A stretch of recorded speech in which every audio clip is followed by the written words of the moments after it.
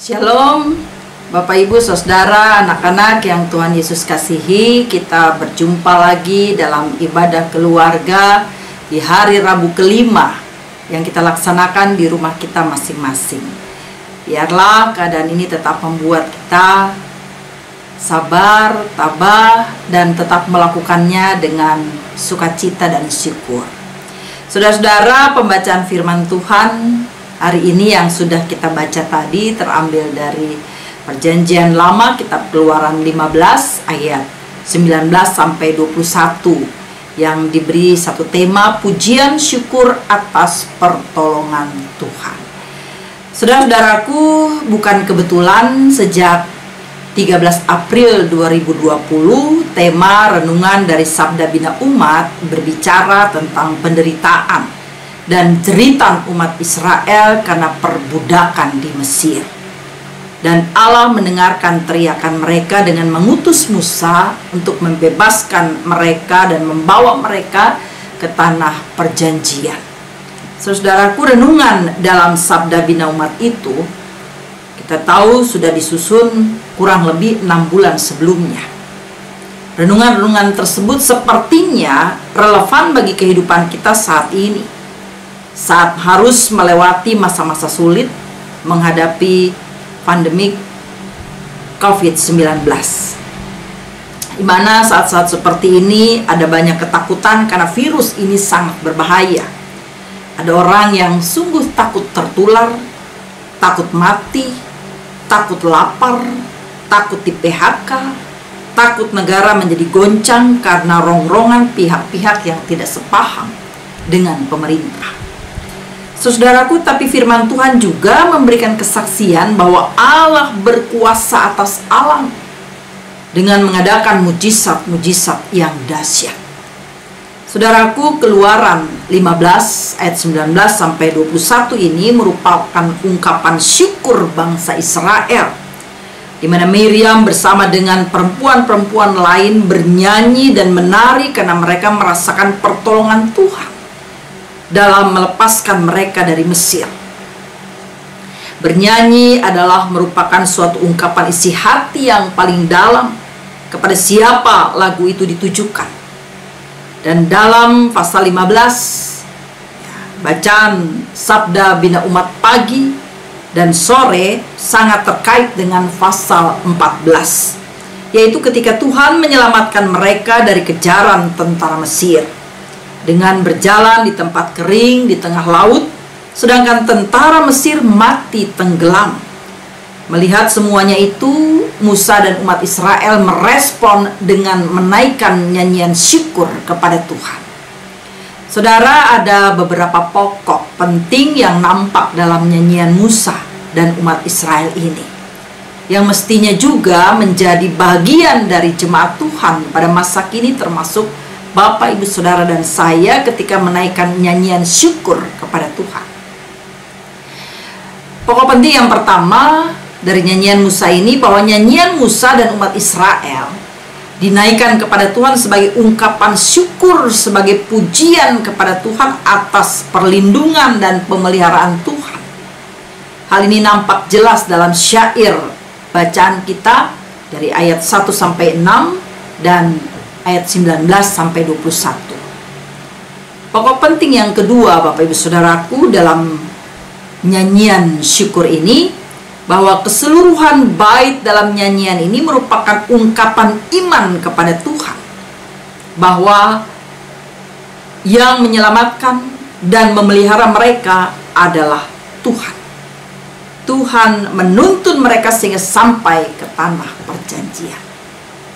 Saudara-saudaraku, catatan yang ketiga, atau pokok penting yang ketiga, bahwa nyanyian ini merupakan kesaksian bahwa mereka benar-benar mengalami bagaimana Tuhan menyelamatkan mereka dari bahaya maut.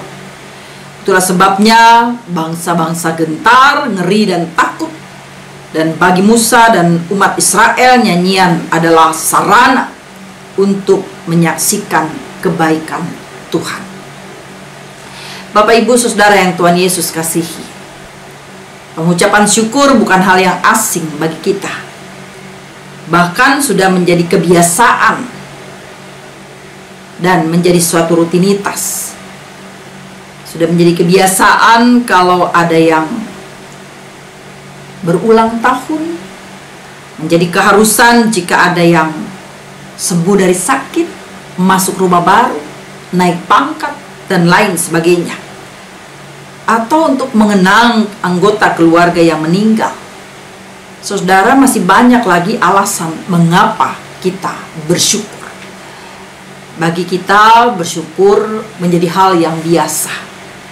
Namun Bapak Ibu Saudaraku, bagian firman Tuhan pada hari ini bukan hanya sekedar catatan bagaimana Musa dan umat Israel menaikkan nyanyian bagi Tuhan, tetapi juga merupakan pengajaran bagi kita jemaat Tuhan di segala tempat.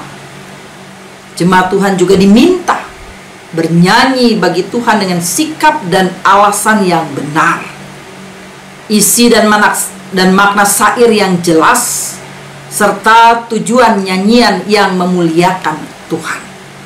Pertanyaan pentingnya adalah bagaimana dengan nyanyian kita sebagai jemaat Tuhan?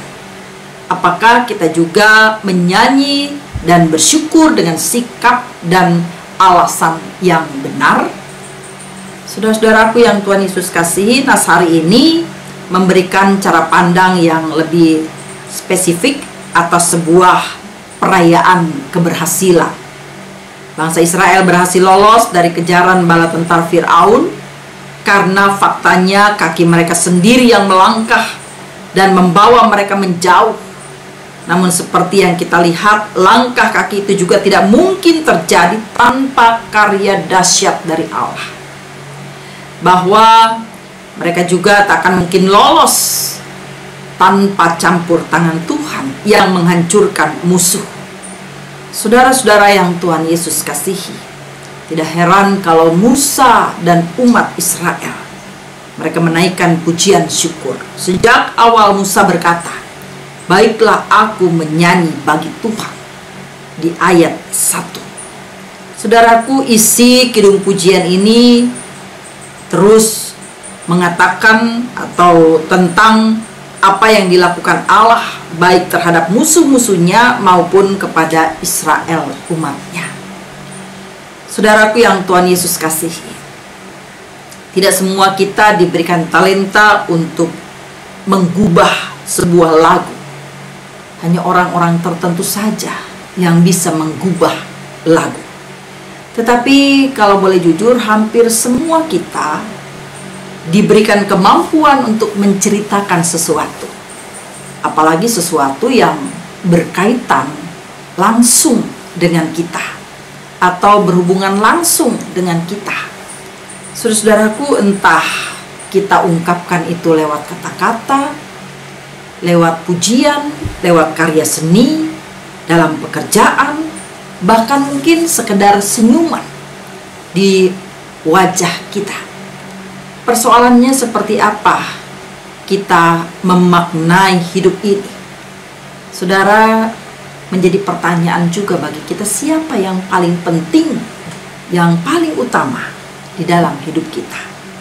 Sebagai orang Kristen, sewajarnya lah kita memaknai hidup kita sebagai kesempatan untuk bersaksi.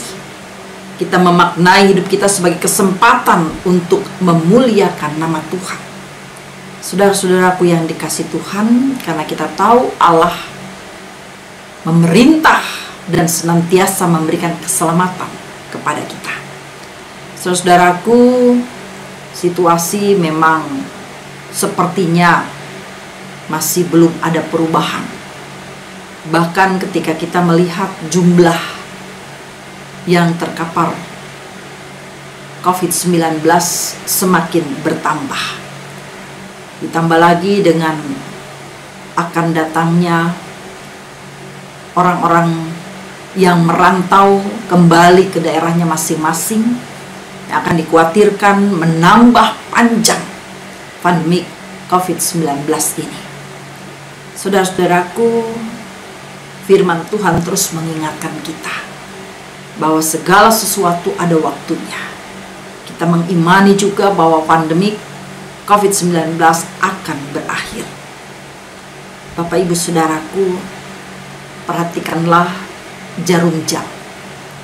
Dia terus berputar, merubah waktu, merubah hari, merubah tanggal, bahkan juga merubah keadaan. Saudara, mari terus bersyukur, karena dalam keadaan apapun Tuhan adalah penolong yang senantiasa setia. Waktu Tuhan adalah waktu yang terbaik. Karena itu mari bersyukur.